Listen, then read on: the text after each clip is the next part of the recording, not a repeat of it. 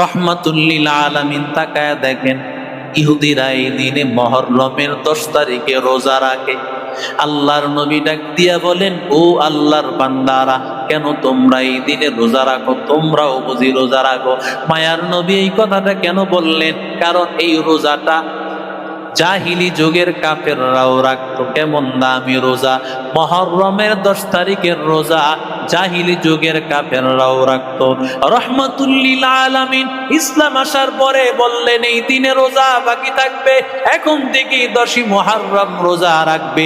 আমার নবী এবার মদিনায় যাওয়ার পরে দেখেন মদিনার লোকেরাও 10 তারিখে রোজা রাখে। নবী বলেন, তোমরাও বুঝি রোজা রাখো? আল্লাহর নবীর এই কথা শুনিয়া ইহুদিরা বলে, হা হা, ও পয়গম্বর, আমরাও রোজা রাখি। নবী ডাক দিয়া বলেন, কেন রাখো? আল্লাহর নবীকে বলেন, হাদা ইয়াউমুন নাজ্জাল্লাহু মূসা মিন কওমি ফিরআউন, এই দিনটা এত দামি দিন, হাদা ইয়াউমুন আযীম, এটা এমন দামি দিন, এই দিনে আল্লাহ আমাদের নবী, আমাদের বনি ইসরাইলের পয়গম্বর মূসা নবীকে আল্লাহ ফিরআউনের হাত থেকে আল্লাহ বাঁচায় দিয়েছে। মূসা নবী আল্লাহ তাআলার শুকর আদায়ে ফাসামা মূসা, মূসা নবী যখন রোজা রেখেছে, আমরাও মূসা নবীর অনুসরণে এই দিনে রোজা রাখি। আল্লাহু আকবার বলে। আল্লাহর নবী ডাক দিয়া বলে, নাহনু আহাক্কু বিমূসা, তোমাদের চাইতে মূসা নবীর আদর্শের অনুসারী আমরা বেশি। তোমরা তো বাহ্যিক মানো, অভ্যন্তরীণ মানো না। আমরা মূসা নবীরে মানি, ঈসা নবীকে মানি, তাওরাত মানি, কোরআন শরীফও মানি। তোমরা তাওরাত মানো না, মূসা নবীকেও মানো না, কিছু মানো কিছু মানো না। কারণ যারা তাওরাত মানবে, মূসা নবীকে মানবে, ওরা তো নবীর আদর্শ সব মেনে নিবে। নবী আসার পরে সব আদর্শ বাদ, আমার নবীর আদর্শই বহাল। আল্লাহর নবী ডাক দিয়া বলেন, তোমরা তো মূসা নবীরে মানো, বাইরে ভিতরে মানো না। আমরা মূসা নবীকেও মানি। ও আল্লাহর বান্দা যুবক, তোমরা তাওরাত কিতাব মানো, তবে পুরাটা মানো না, কিছু মানো, বিকৃত কিতাব মানো। আমরা তাওরাতও মানি, আসমানের সব কিতাব মানি, কোরআনও মানি। এরে আল্লাহর বান্দা, ও নবীর আশিক উম্মতের দল, আল্লাহর নবী এবার ডাক দিয়া বলেন, ও দুনিয়ার উম্মতেরা, এখন থেকে তোমরা যেহেতু আল্লাহর বিধান,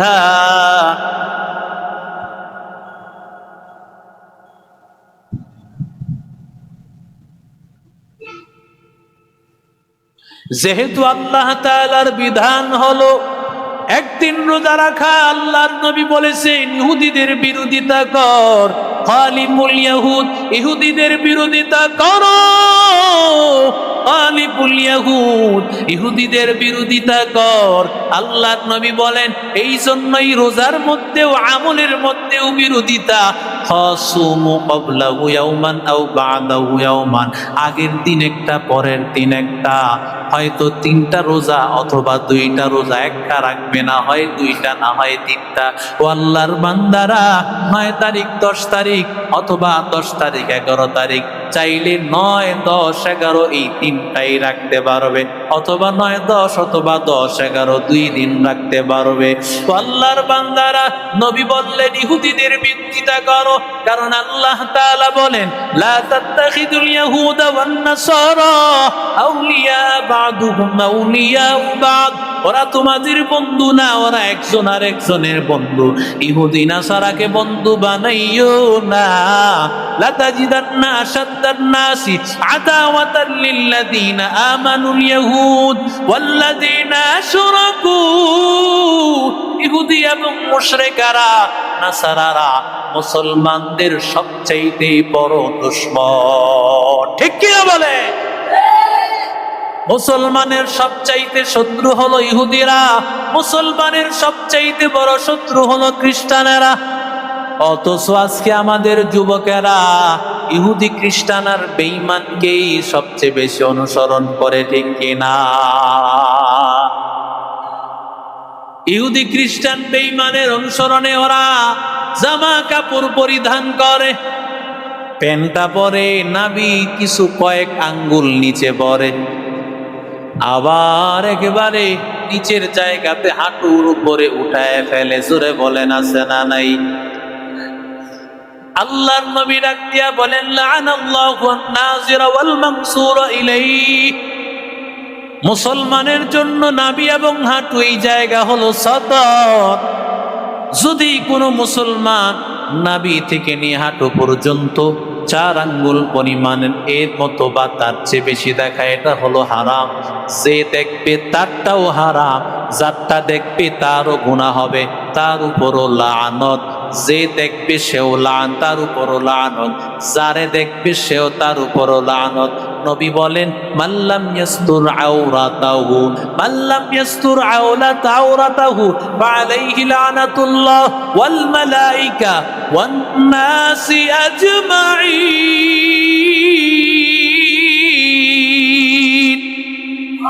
আল্লাহর নবী বলেন, যারা সতরকে ঠিক মতো ডাকবে না, সতরের হেফাজত করবে না, রাহমাতুল লিল আলামিন বলেন ওদের উপর আল্লাহর লানত, ফেরেশতাদের লানত, সমস্ত মানুষের লানত। ও আল্লাহর বান্দারা, নামাজি যুবকেরা দাঁড়াইয়া গেছে, নামাজের মধ্যে এত টাইট প্যান্ট পরেছে, যার কারণে যখন সেজদায় যায় মাশাআল্লাহ দিলে পিছনে কিছুটা দেখা যায়।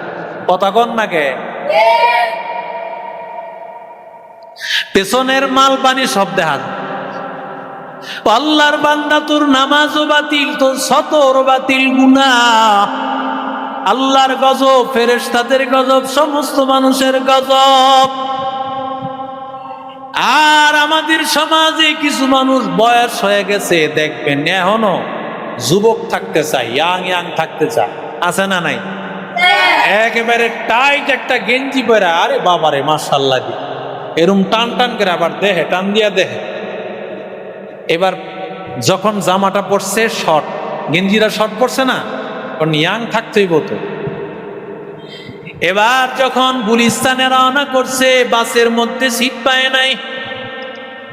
এবার বাসের মধ্যে যখন হ্যান্ডেলে দাঁড়াইছে, এদিক দিয়া তো মাশাআল্লাহ দিলে প্যান্টটা একটু নিচে নেমে গেছে, আবার গেঞ্জিটাও কয়েক আঙ্গুল উপরে উঠে গেছে, সতর আছে না গেছে, এদিক দিয়েও কদ্দুর উঠছে, এদিক দিয়েও কদ্দুর নামছে, মাশাআল্লাহ দিলে সব ক্লিয়ার।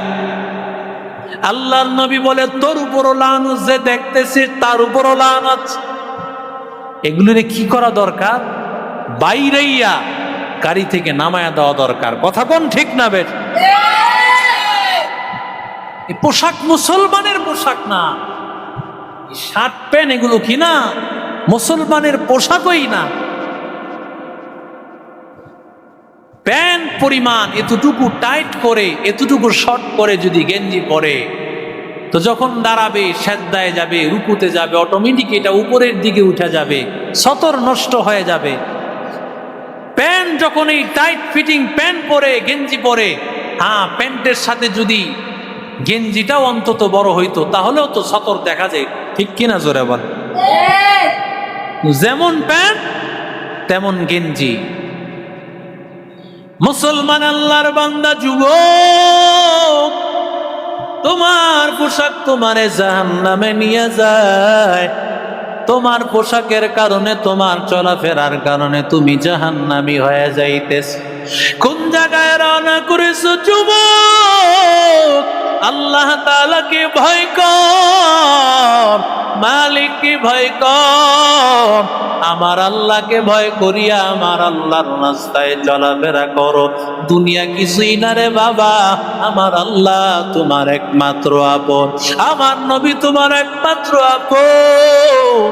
আমার নবীর আপন বানাইয়া কবরে যাও, রহমাতুল লিল আলামিনকে আপন বানায় কবরে যাও, নবীরে নিজের আপন বানাও। ওরে আল্লাহর বান্দা যুবক, আল্লাহকে আপন বানাও, নবীর আদর্শ অনুযায়ী চল। কারণ দুনিয়ায় যতদিন বাঁচবা আল্লাহর হুকুম অনুযায়ী বাঁচবা, নবীর তরিকা অনুযায়ী বাঁচবা। ওরে আল্লাহর বান্দা, দুনিয়াতে আমার আল্লাহ তো কয়েকদিনের জন্যই পাঠাইছে। দুনিয়াতে আমার মালিক আমার আল্লাহ পাঠাইছে রে গোলাম। দুনিয়াতে বান্দা কয়দিন থাকবি? আমি আল্লাহর হুকুম অনুযায়ী চলবি, আমি আল্লাহর আদেশ অনুযায়ী চলবি,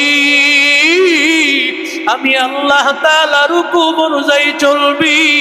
ওরে বান্দা, আমি আল্লাহর আদর্শ মানিয়া, আমি আল্লাহর বিধান মানিয়া যখন বান্দা কবরে যাবি, চক্ষুটা বন্ধ হয়ে যাবে, সাথে সাথে আমি আল্লাহ তোর জন্য জান্নাতের দুয়ার খুলে দেব। আমি আল্লাহ ডাক দিয়া বলবো, ও বান্দা দুনিয়ায় কষ্ট করেছো, দুনিয়ায় বান্দা খাবারের কষ্ট করেছো, থাকার কষ্ট করেছো, দুনিয়ার মধ্যে মন চাহি চলো নাই, আমি আল্লাহর বিধান অনুযায়ী চলছো।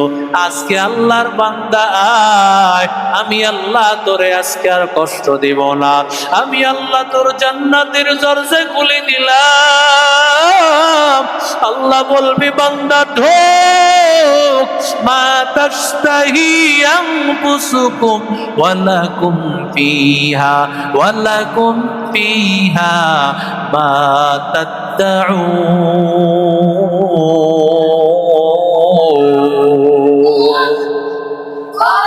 আল্লাহ তাআলা বলেন, ওরে বান্দা তোর জন্য জান্নাতের সব নিয়ামত আমি আল্লাহ খুলে দিব। আমি আল্লাহ তোরে না চাইতে আমি আল্লাহ সব কিছু আমি আল্লাহ তোকে দিয়া দেব। তোর জন্য খাবারের কোনো অভাব থাকবে না, থাকার অভাব থাকবে না। আমি আল্লাহ সব নিয়ামতের রাস্তা খুলে দিব। আমি আল্লাহ তাআলা তোর জন্য সব ব্যবস্থা করে দেব। এরে আল্লাহর বান্দারা, আমার মালিককে ভয় কর।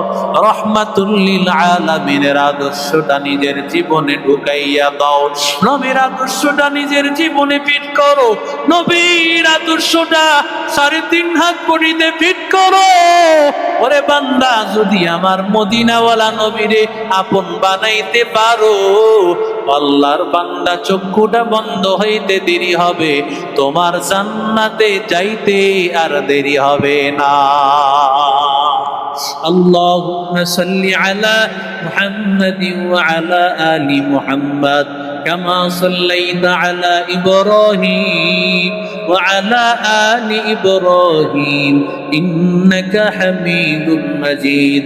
আল্লাহুম্মা বারিক আলা মুহাম্মাদ وعلى آل محمد كما باركت على إبراهيم وعلى آل إبراهيم إنك حميد مجيد.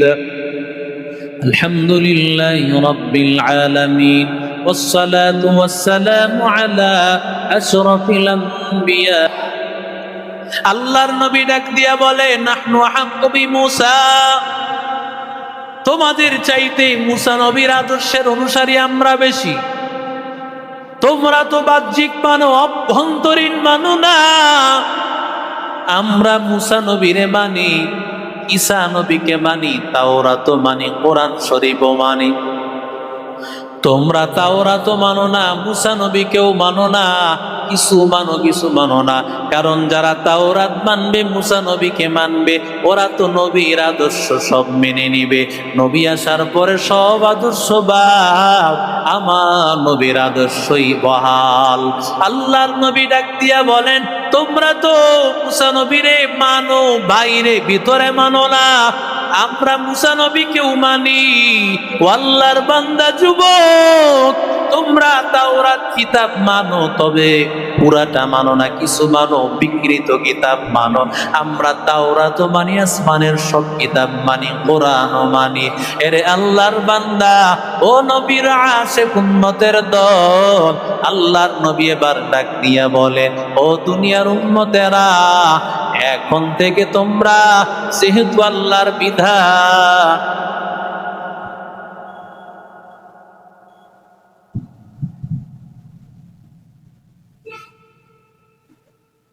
যেহেতু আল্লাহ তাআলার বিধান হলো একদিন রোজা রাখা, আল্লাহর নবী বলেছেন ইহুদিদের বিরোধিতা কর, খালিফুল ইয়াহুদ, ইহুদিদের বিরোধিতা করো, খালিফুল ইয়াহুদ, ইহুদিদের বিরোধিতা কর। আল্লাহর নবী বলেন এই জন্যই রোজার মধ্যেও আমলের মধ্যেও বিরোধিতা। খাসুমু ক্বাবলাহু ইয়াওমান আও বা'দাহু ইয়াওমান, আগের দিন একটা পরের দিন একটা, হয়তো 3টা রোজা অথবা 2টা রোজা, একটা রাখবে না হয় 2টা না হয় 3টা। ও আল্লাহর বান্দারা, 9 তারিখ 10 তারিখ অথবা 10 তারিখ 11 তারিখ, চাইলে 9, 10, 11 এই 3টাই রাখতে পারবে, অথবা 9, 10 অথবা 10, 11 2 দিন রাখতে পারবে। তো আল্লাহর বান্দারা, নবী বললেন ইহুদিদের বিরোধিতা করো, কারণ আল্লাহ তাআলা বলেন লা তাত্তাখিদুল ইয়াহুদা ওয়ান নাসারা আউলিয়া বা'দুহুম আউলিয়া বা'দ, ওরা তোমাদের বন্ধু না, ওরা একজন আর একজনের বন্ধু। ইহুদি নাসারাকে বন্ধু বানাইও না। লাতাজিদান্না আশাদ্দান নাসি আদাওয়াতান লিল্লাযীনা আমানুল ইয়াহুদ ওয়াল্লাযীনা আশরাকু, ইহুদি এবং মুশরিকারা, নাসারারা মুসলমানদের সবচাইতে বড় দুশমন। ঠিক কি না বলে? মুসলমানের সবচাইতে শত্রু হলো ইহুদিরা, মুসলমানের সবচাইতে বড় শত্রু হলো খ্রিস্টানেরা। অথচ আজকে আমাদের যুবকেরা ইহুদি খ্রিস্টান আর বেঈমানকেই সবচেয়ে বেশি অনুসরণ করে, ঠিক কিনা? ইহুদি খ্রিস্টান বেঈমানের অনুসরণে ওরা জামা কাপড় পরিধান করে, প্যান্টটা পরে নাভি কিছু কয়েক আঙ্গুল নিচে পরে, আবার একেবারে নিচের জায়গাতে হাঁটুর উপরে উঠায় ফেলে। জোরে বলেন আছে না নাই? আল্লাহর নবী ডাক দিয়া বলেন লাআনাল্লাহু আন-নাযিরা ওয়াল মাকসুরা ইলাইহি, মুসলমানের জন্য নাভি এবং হাঁটু এই জায়গা হলো সতর। যদি কোনো মুসলমান নাভি থেকে নিয়ে হাঁটু পর্যন্ত 4 আঙ্গুল পরিমাণের এর মতো বা তার চেয়ে বেশি দেখা, এটা হলো হারাম। যে দেখবে তারটাও হারাম, যারটা দেখবে তারও গুনাহ হবে, তার উপরও লানত। যে দেখবে সেও লানত, তার উপরও লানত, যারে দেখবে সেও তার উপরও লানত। নবী বলেন মাল্লাম ইয়াস্তুর আওরাতাহু, মাল্লাম ইয়াস্তুর আওরাতাহু ফাআলাইহি লানাতুল্লাহ ওয়াল মালাইকা ওয়ান নাসি আজমাইন।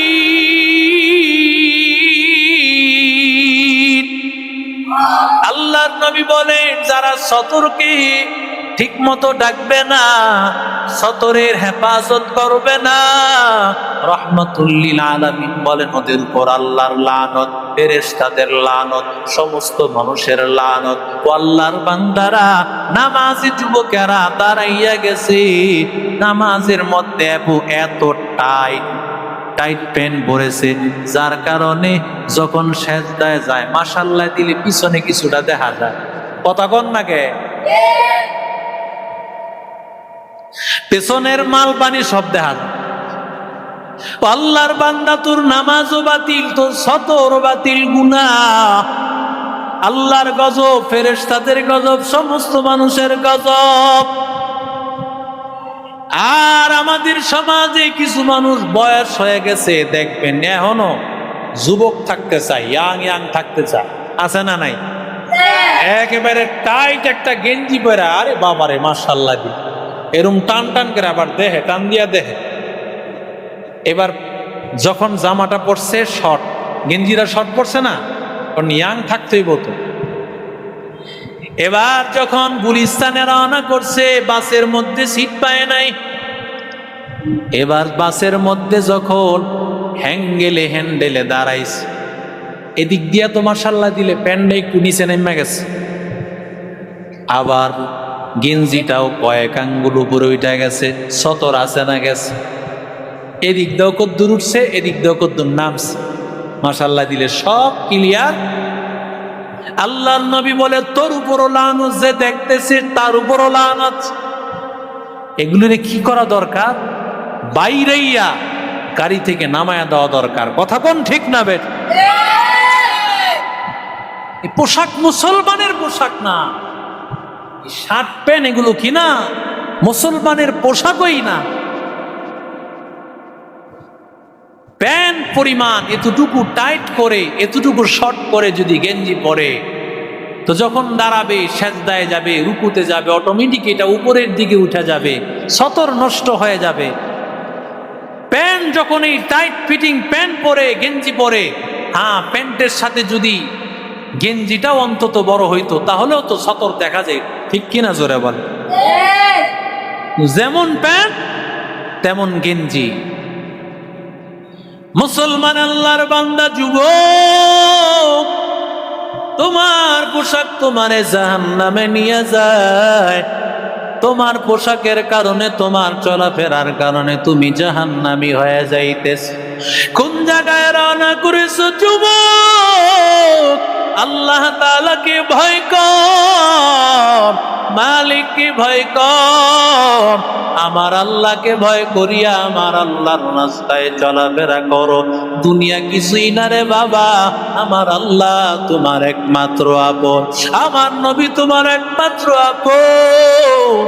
আমার নবীর আপন বানাইয়া কবরে যাও, রহমাতুল লিল আলামিন কে আপন বানাইয়া কবরে যাও, নবীর নিজের আপন বানাও। ওরে আল্লাহর বান্দা যুবক, আল্লাহকে আপন বানাও, নবীর আদর্শ অনুযায়ী চল।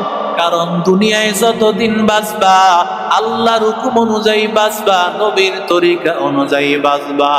ওরে আল্লাহর বান্দা, দুনিয়াতে আমার আল্লাহ তো কয়েকদিনের জন্যই পাঠাইছে। দুনিয়াতে আমার মালিক, আমার আল্লাহ পাঠাইছে রে গোলাম। দুনিয়াতে বান্দা কয়দিন